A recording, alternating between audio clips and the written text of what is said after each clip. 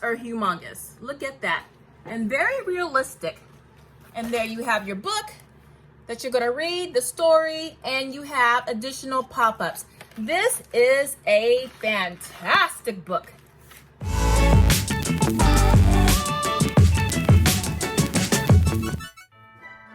Hey y'all, it's Niki with That Homeschool Life. I'm here to share with you my holiday book gift guide, my top picks for great kids books to add to your Christmas list. So let's jump right into it.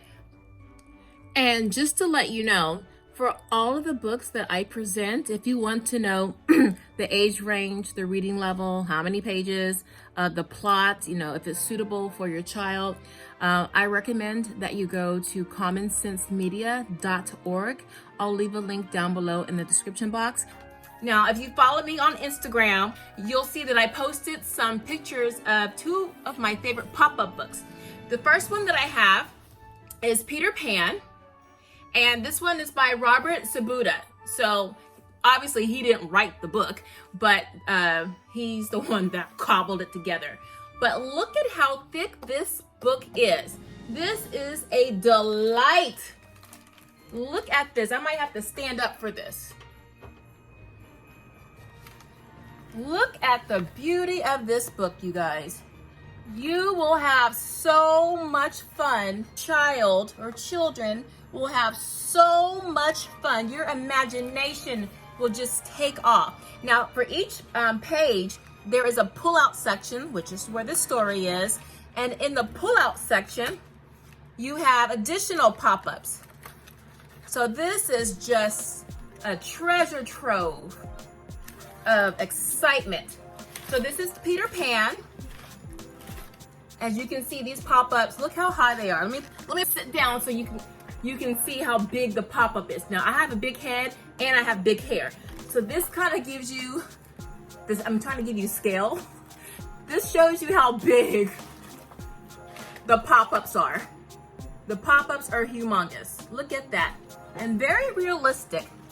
And there you have your book that you're gonna read, the story, and you have additional pop-ups. This is a fantastic book to get lost in. Now listen, if you have kids with very active fingers, you might want to kind of monitor them closely, or some of this stuff might not pop up anymore. You've been warned, okay? So that's Peter Pan. Look at that, Peter Pan.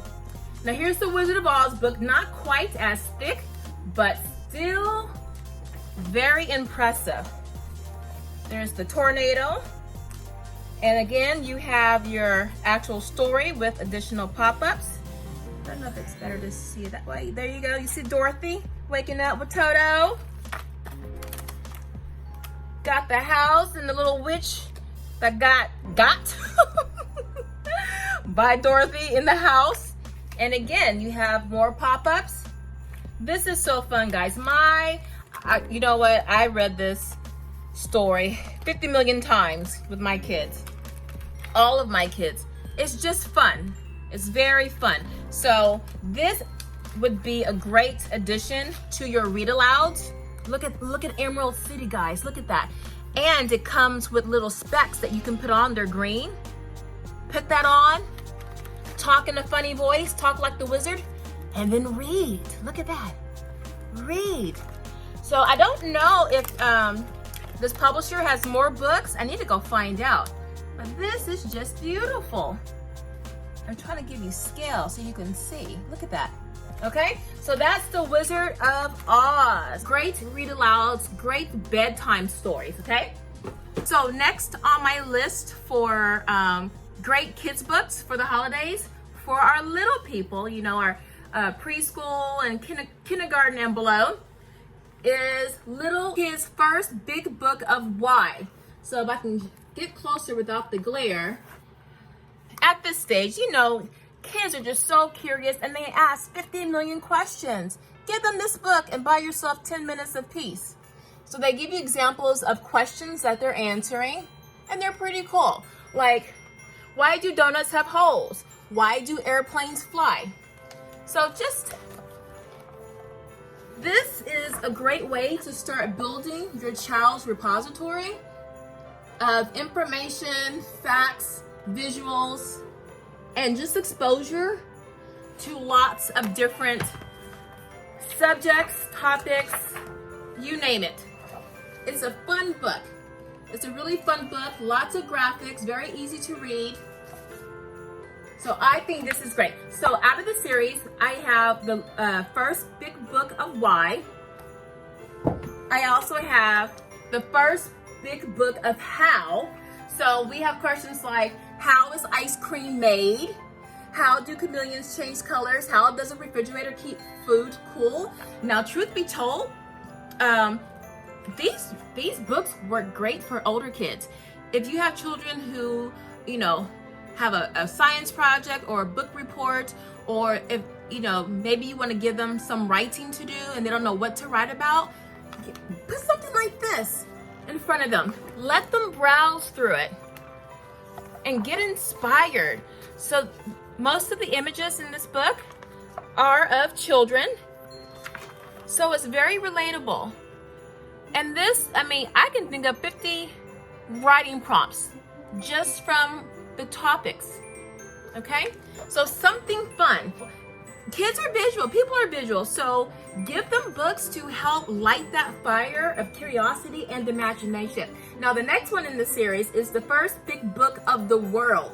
Now, this one is awesome. This one, you can have this forever. These are life books, right? Because all you need is just to be exposed to something you didn't know about, and then you're off running to get more information. Use these books as a springboard to delve into more information. Okay? You can go into so many rabbit holes. So many rabbit holes with these. And then the next book in this series, I don't want this video to be very long, is the first big book of the rainforest. Now, they also have, let me show you here. Let me get closer here. You see, they have the first little kids' books on oceans, animals, bugs, dinosaurs, space.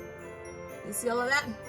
So these are great books to keep around, especially if you do unit studies.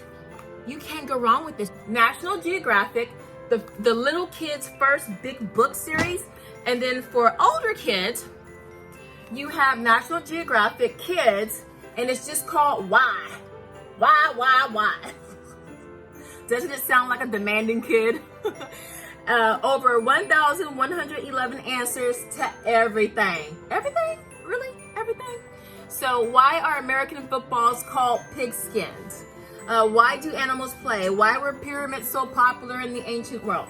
So you'll see with this book series, a little bit more text, right? These are great starting points for writing. If you want to give your child some writing to do, some writing to do. If you want to do a unit study, these are great starting points for that, okay? Okay, we have a modern classic, Harry Potter. Well, let me start off with the first book in this series. These are the illustrated versions of Harry Potter. And y'all, this book is heavy. I mean, if you pick it up like this, you will break a fingernail. But this is the illustrated version. These are very, very slick, very rich. Money was put into this production of this book. But look at this. Who wouldn't want to read about Harry Potter with this as the background? Look at that. Harry Potter, guys, look at this. Beautiful. And it's such a beautiful series, a beautiful story. Look at this, okay? I love how, not only do I love great stories, I love the construction of the book. How does the book hold in your hands? That's what I call it. How does it hold? How do the pages feel? How does the weight of the book feel? Or the pages, are the pages flimsy? Are they thick? So that's the Sorcerer's Stone, which is really the Philosopher's Stone. But anyway, we're not in England. This is 2 Prisoners of Azkaban.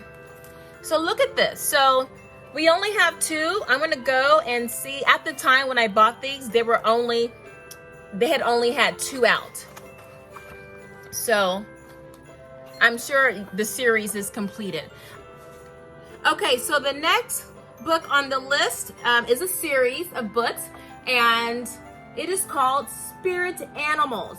Now, Spirit Animals kind of rides the coattails of the 39 Clues series and the Infinity Ring series. So this is a multi-platform, multi-author set, meaning multi-platform.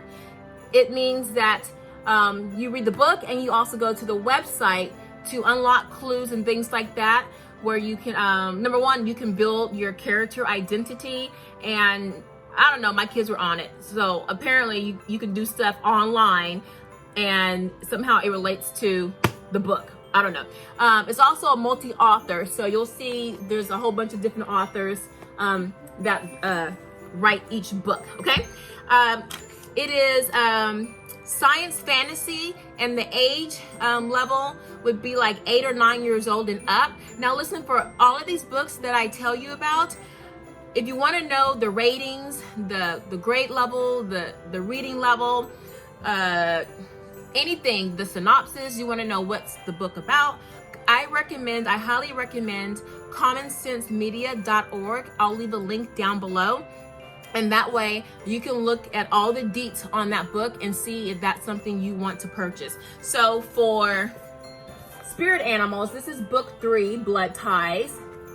So it's like, you know, the Rick Riordan, you know, it's in that vein, you know what I'm saying? So, but the main thing is you get to go online and be more active with the book. Now, the whole premise of the book is that you have 4 children who are separated, you know, vast distances all around the planet, and they all have this coming of age at 11 where they have to drink this special nectar to find out if they can bond with an animal, a spirit animal.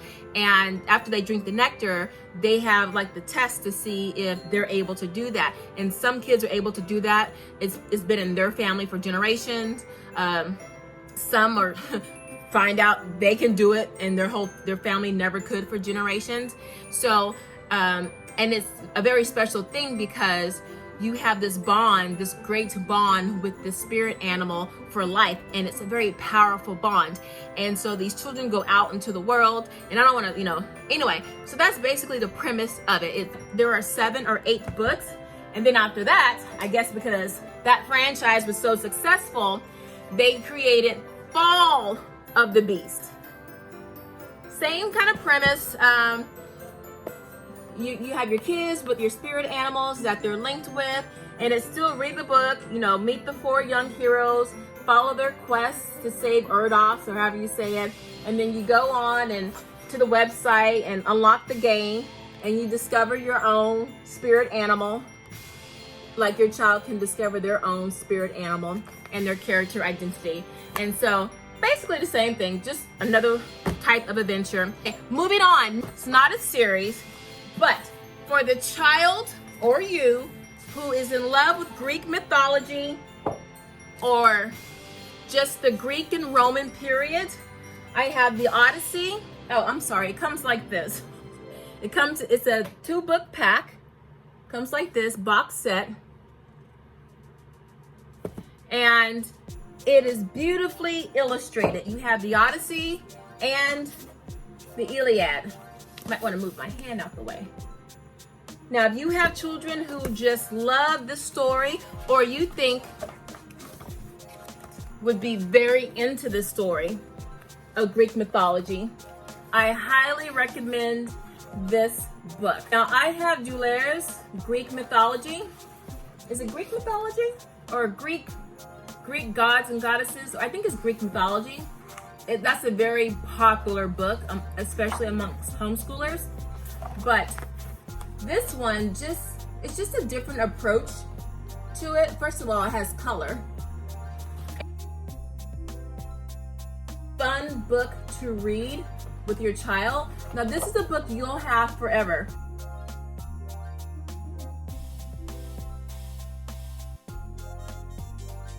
These books are very, very heavy. They would make great bedtime reads, read aloud, or in addition to your curriculum if you're studying Greek mythology, okay? Moving on, I have here the Who Would Win series. Now these have, oh my gosh, these things have been around the world in my house. So the Who Would Win series, the premise is you have two animals that battle each other, and every characteristic about that animal will determine who the winner is.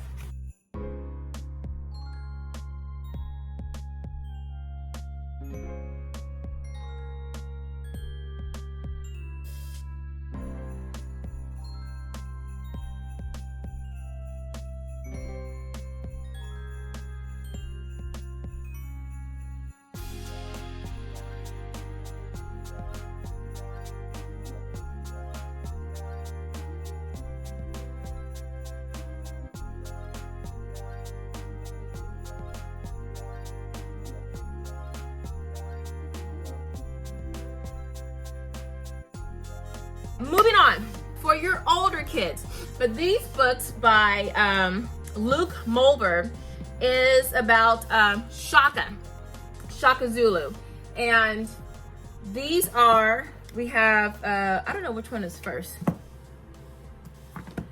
So it's Shaka Rising, A Legend of the Warrior Prince by Luke Mulver, and it's the African graphic novel series. And very richly illustrated. There's history sprinkled throughout. Also at the beginning, they show you how to pronounce, well, first of all, let me back it up. They give you the cheat sheet for the characters, right? You have a lot of characters. This helps to keep everything straight, so you're not, confusing folks.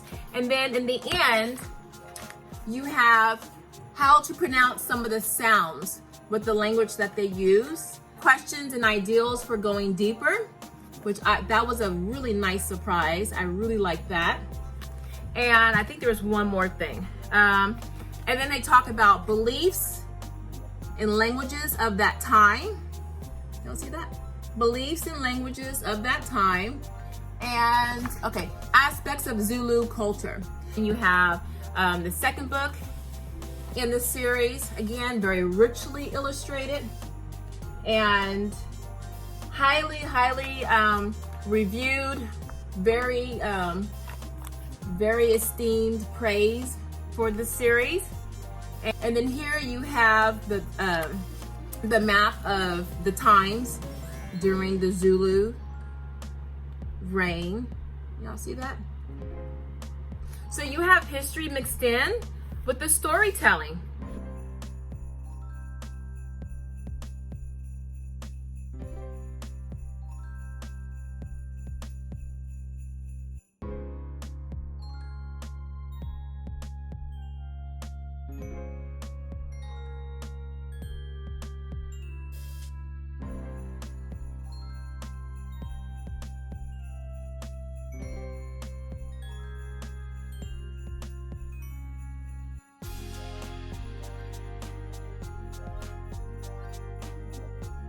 So this is one of my top picks for our holiday book gift guide for kids. It's Shaka Rising and King Shaka. So for my final holiday book gift guide for kids, I have about 70 of these books. I couldn't just bring them all in here. This book, because my child, who is on the spectrum, didn't like how the paper felt in regular chapter books, and I scoured the whole world trying to figure out what it was about books that he would scratch it. This was the first chapter book that he read, and he scratched it one time, and he goes, "Oh, I think I might like this book," and he read it in one sitting. And after that, I think there were 80 books in the series. I bought all 80 of them. Geronimo Stilton, the little mouse, who is a newspaper reporter, and he's, just a bumbling, he's like Inspector Gadget to me. and he goes off on adventures with his crew, and they just have a good time. Geronimo Stilton. What I do love about this series is that it's in color, a chapter book in color, and the text. You know, the text is fun. It has different fonts, different colors, but it's not so busy. Not so busy. And I like that. If you're familiar with the Magic Treehouse series, you know how they travel all around the world? Geronimo does that too. So you get a little bit of history and exposure to that, you know, along the way. So you have, not in all the books, but in a lot of the books. He'll be in different countries. My son started reading these in 2nd grade. So what is that, like 7, 8 years old? Okay. So let me just flip through here really quickly because I know this video is getting really long. And I think there might be an activity or 2 in here. But you see how very colorful these books are. And just to let you know, because we love this book so much, we got every CD. It would have 2 or 3 books on it. Although the ones I'm showing you just show 1 book per CD. But usually it would be 1 or 2 CDs within the box cover. But that's how much my son loved this series. So I got every book and every CD, and he wore these babies out. So here's one. Usually you'll have 2 books on a CD. Okay? So I definitely highly recommend that. I will have another video on more holiday book gift guides. I just have so many books. I was just grabbing things, and I just wanted to get it out to you so you would have time to plan how, you know, you would want to get some of these books. So that's it, guys. So this is Niki with the Homeschool Life. I will see you on the next year. Thank you so much, guys, for supporting me, and bye.